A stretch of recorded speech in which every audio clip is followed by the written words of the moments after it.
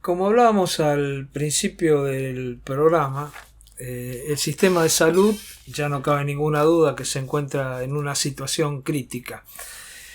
Nosotros vimos que en estos días algunas organizaciones planteaban justamente el tema de endurecer medidas, de acelerar la vacunación y de fortalecer el equipo de salud. Por este tema estamos comunicados con Pablo Torres, que es secretario adjunto de la Asociación Sindical de Profesionales de la Salud de la Provincia de Buenos Aires, más conocido como SICOP, al cual saludo. ¿Cómo te va, Pablo? ¿Cómo estás? ¿Qué tal, Roberto? Gracias por atendernos, ¿eh? No, por favor.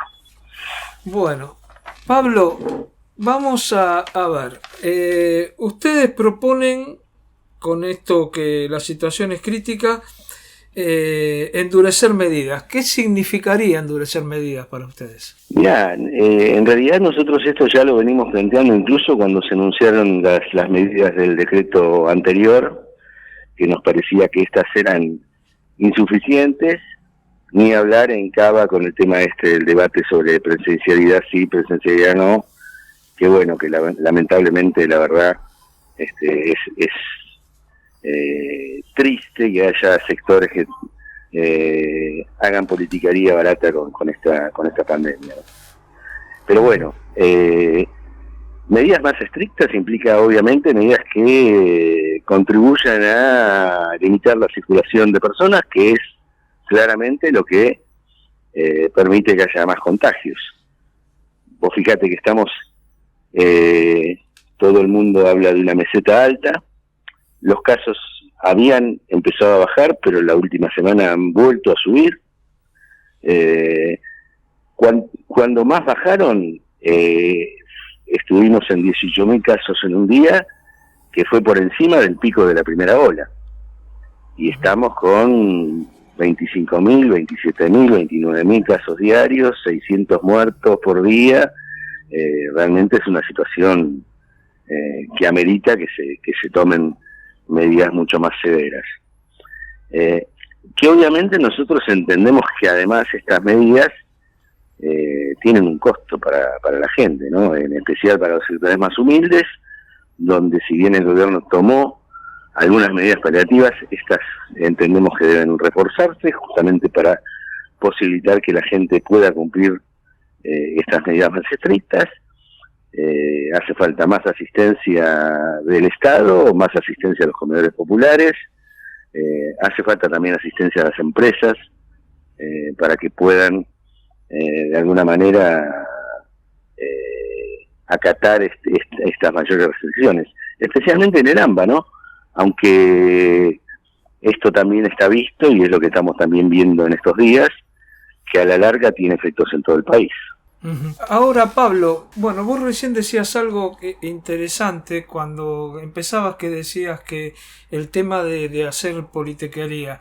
¿No pensás que en realidad toda la pandemia se ha manejado de una forma más política y mirando en elecciones y en encuestas que en el sistema de salud y en la gente?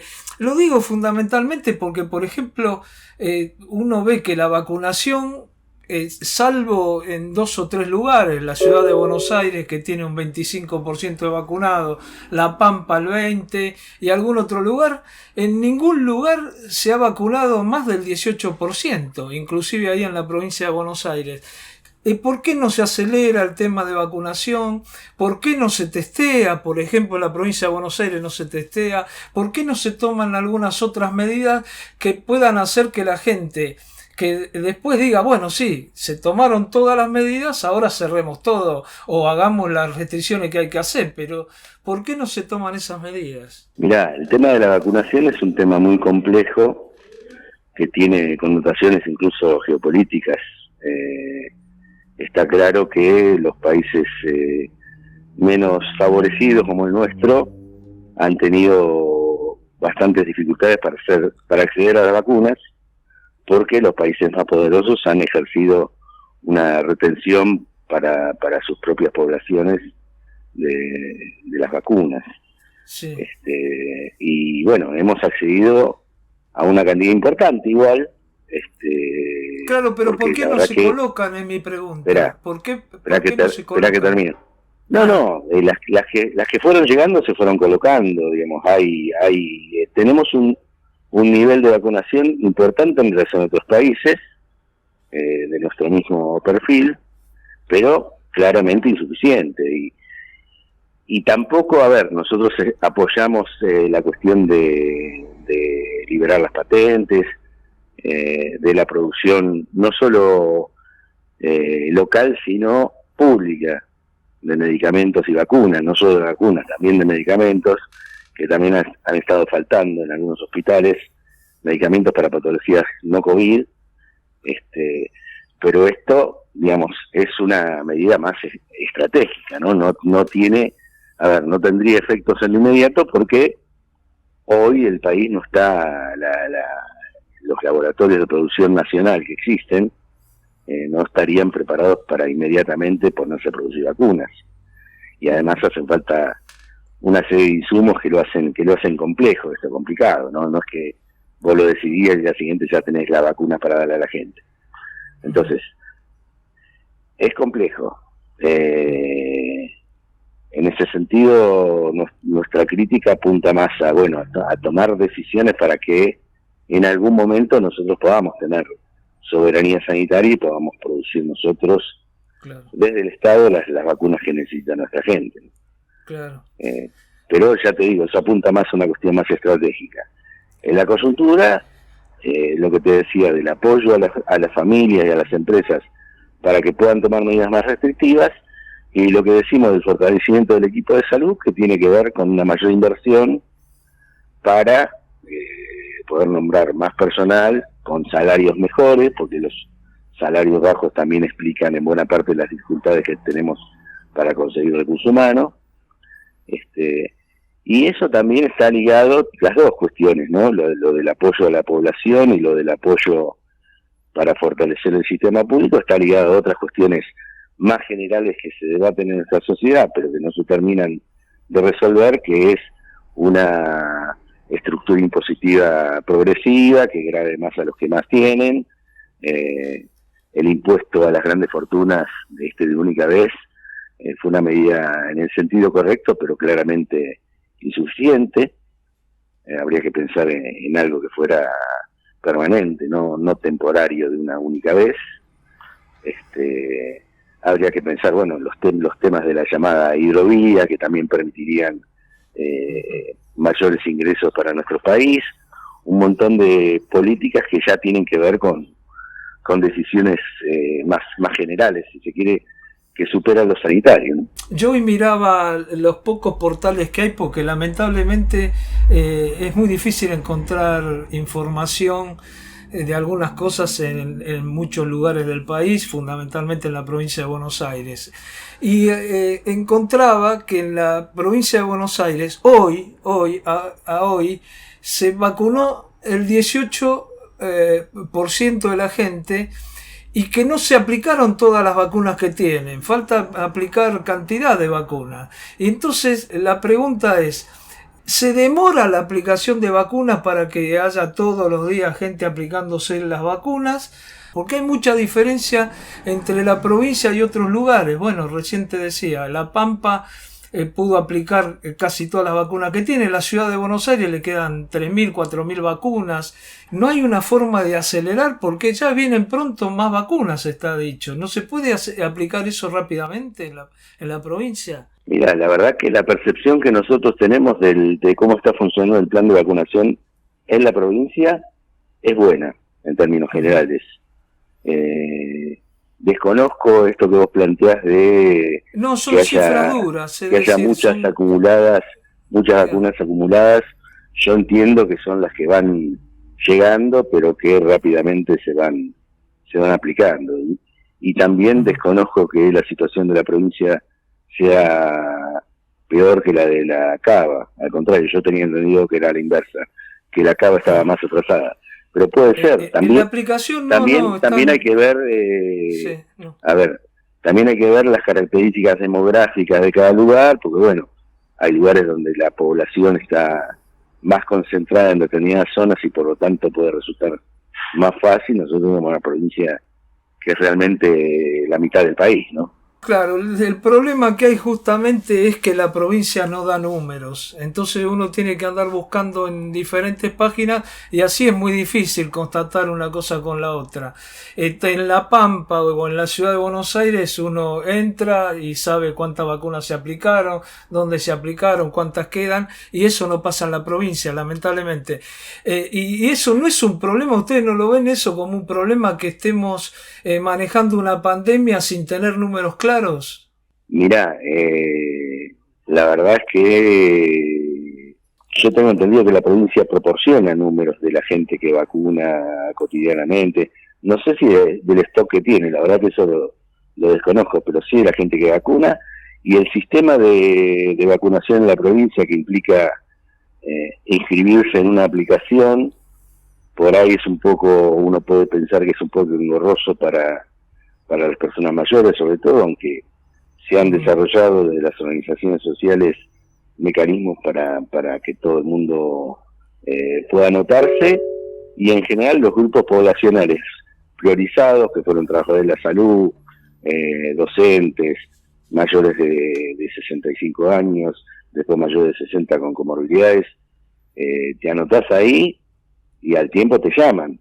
También es cierto que todavía no se ha lanzado la vacunación sobre otros grupos etarios, porque bueno, se ha priorizado a los grupos de mayor riesgo.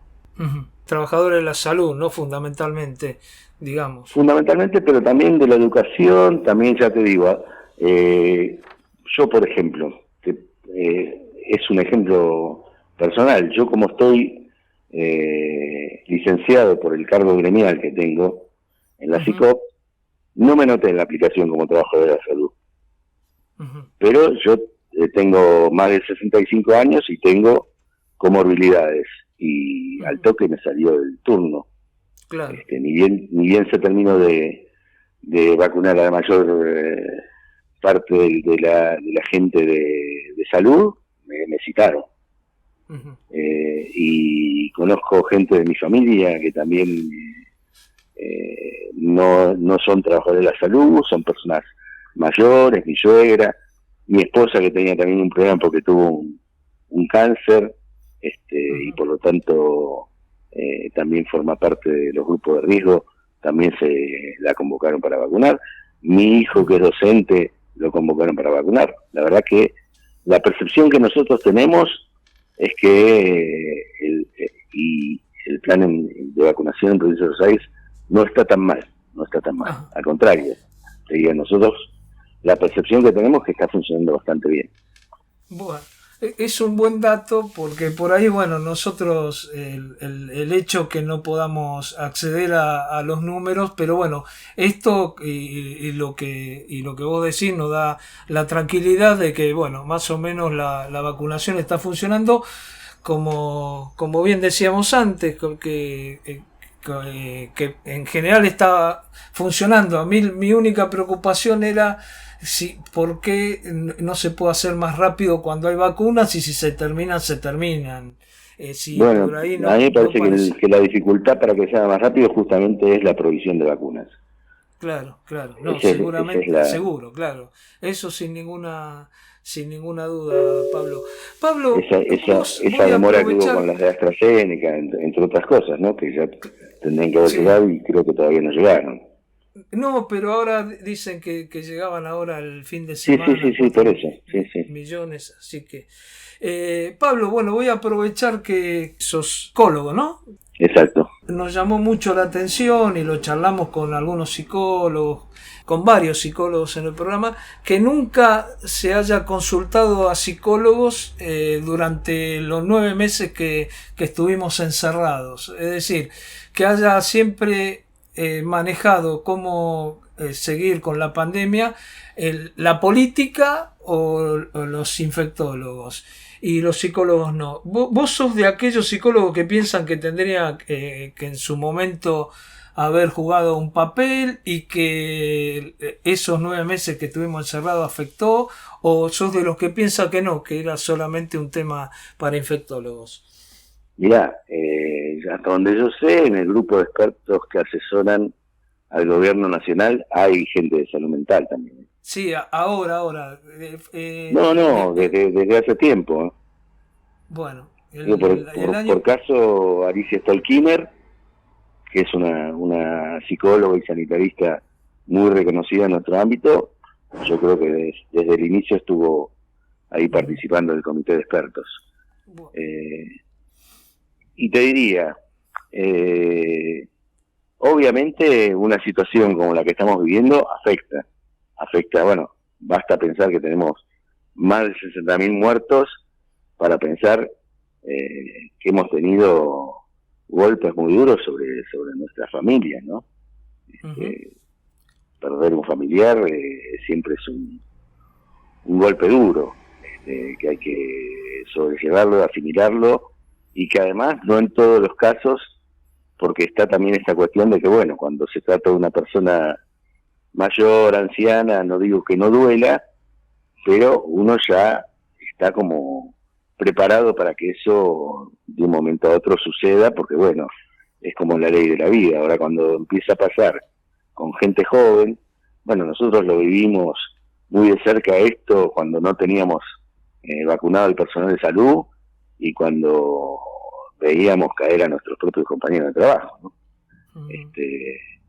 Eso claramente es un impacto.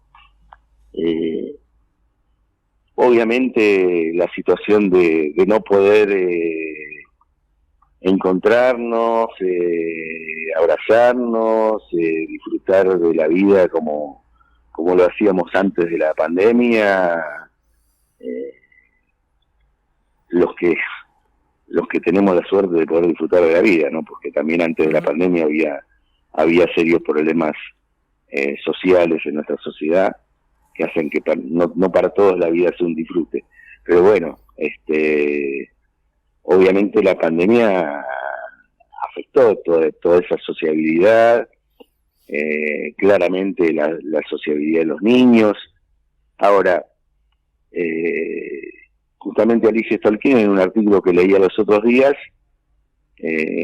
citando a otro psicoanalista argentino que está radicado en Francia, hablaba de una suerte de depresión por COVID, como una especie de cuadro nuevo que puede describirse.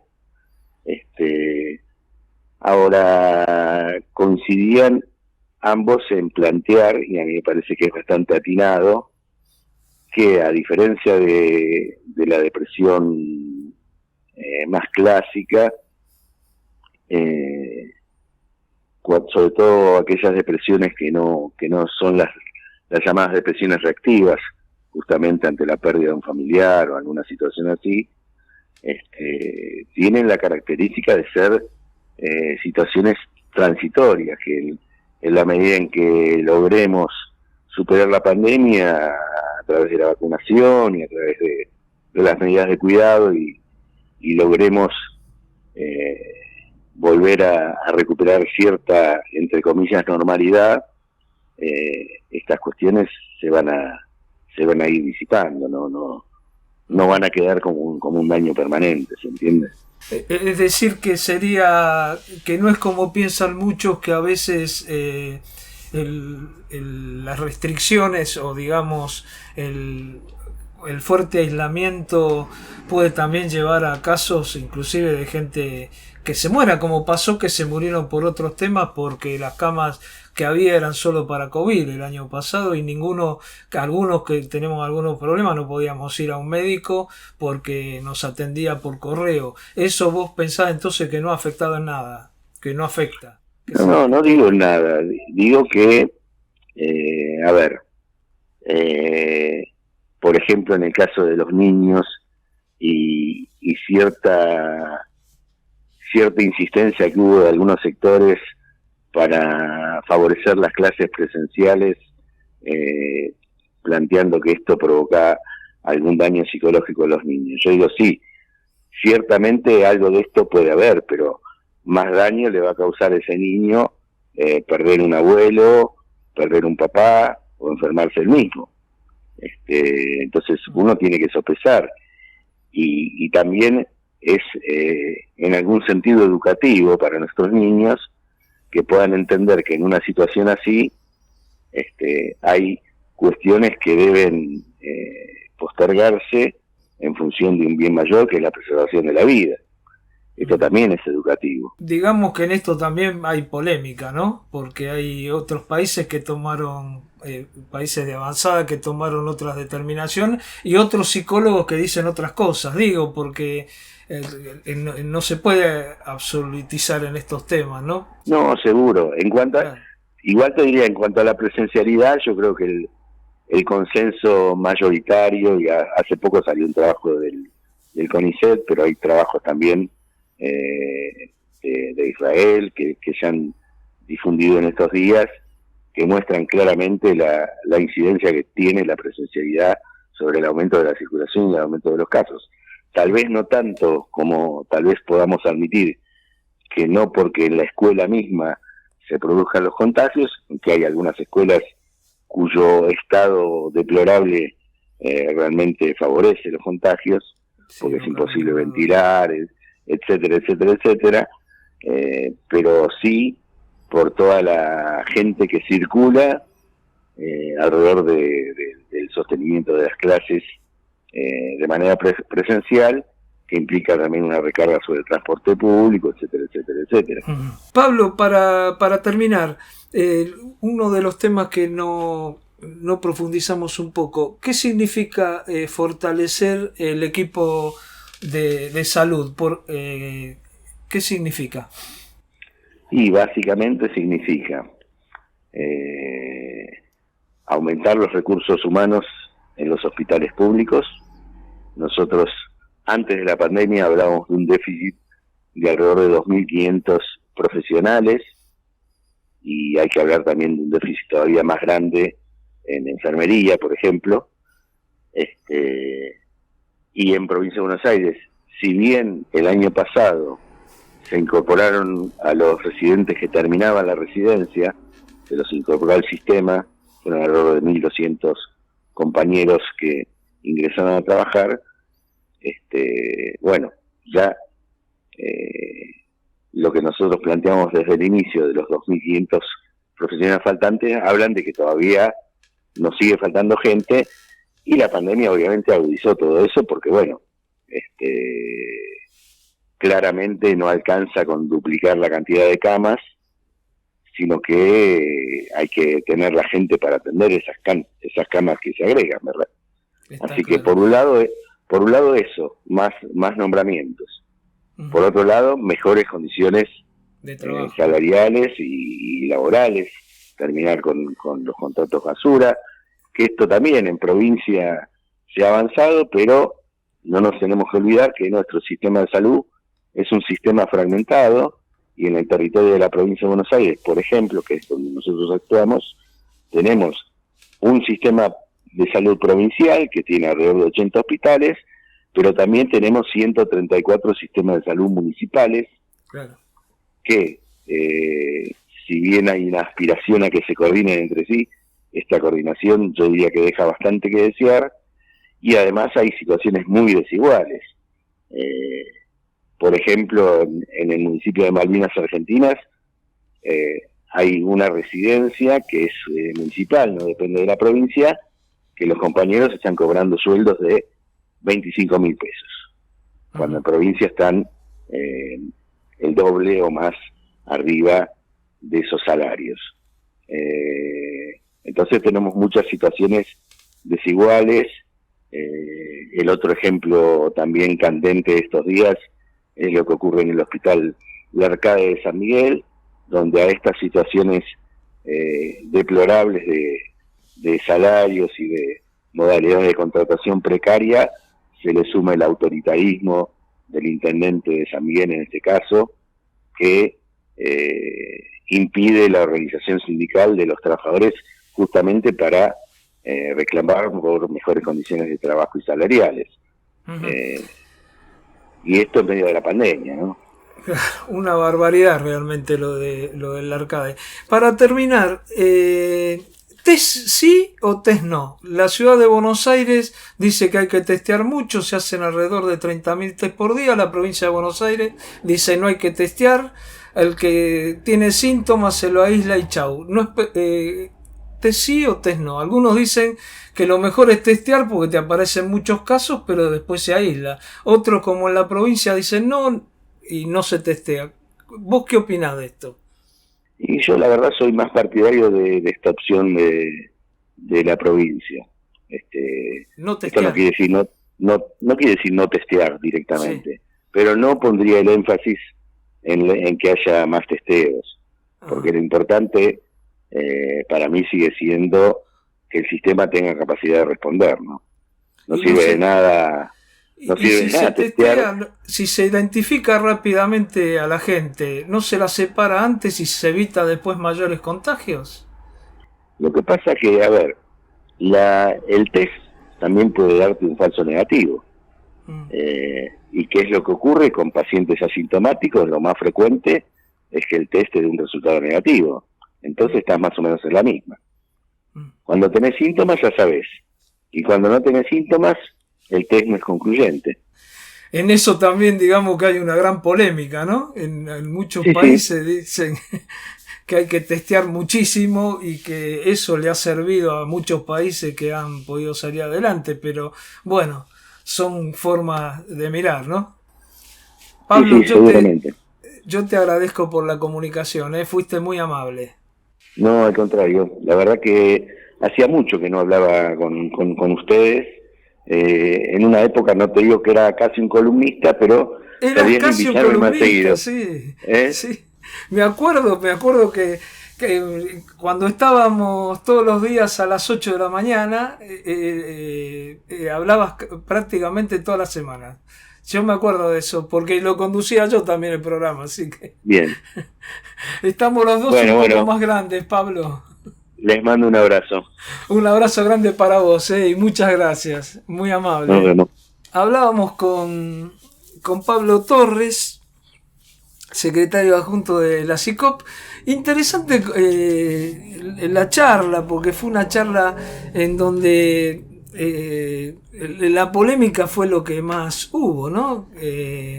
Así que conforme, porque es bueno escuchar todas las voces, más allá de que después uno piense que algunas cosas no está de acuerdo, pero bueno, eso es el juego de los medios, el juego de la democracia, y ustedes que nos escuchan siempre saben que esa es nuestra idea, que todas las voces puedan estar acá.